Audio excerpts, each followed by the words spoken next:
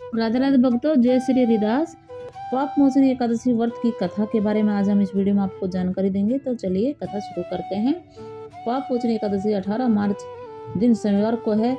इस व्रत को करने से मनुष्य को जन्म जन्म के पाप धुल जाते हैं। हर साल चैत्र माह की कृष्ण पक्ष की एकादशी तिथि को पाप मोचनी एकादशी का व्रत रखा जाता है। एक बार धनराज युधिष्ठ ने भगवान श्री कृष्ण से पाप मोचनी एकादशी व्रत के बारे में बताने को कहा। तभी श्री कृष्ण ने उनको पाप मोचनी एकादशी व्रत की विधि और महत्व को उस कथा के माध्यम से बताया, जिसे ब्रह्मदेव ने नारद मुनि को सुनाई थी। चलिए हम भी जानते हैं पाप मोचनी एकादशी की कथा के बारे में।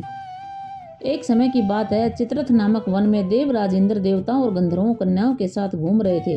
उस वन में ही मेधावी नाम के ऋषि तपस्या कर रहे थे। वे भगवान शिव की पूजा करने वाले उपासक थे। एक बार कामदेव उस ऋषि की तपस्या का भंग करने के लिए मंजुघोषा नामक अप्सरा को उस वन में भेजा।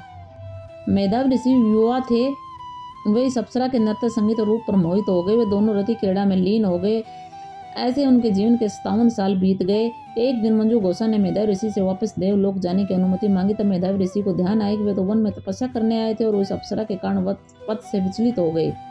मेधावी ऋषि ने क्रोध में अप्सरा मंजुघोषा को पिशाचिनी होने का श्राप दे दिया। इसके बाद मंजुघोषा ने श्राप से मुक्ति का उपाय पूछा तो उन्होंने कहा कि पाप मोचनी एकादशी का व्रत विधि विधान से करने पर पाप मुक्ति मिलेगी और तुम पिशाच योनि से मुक्त हो जाओगी। इतना कहकर मेधावी ऋषि अपने पिता के आश्रम चले गए। जब पिता को इस बात की जानकारी हुई तो वे क्रोधित हुए और उन्होंने मेधावी ऋषि को भी पाप मोचनी एकादशी व्रत रखने का आदेश दिया।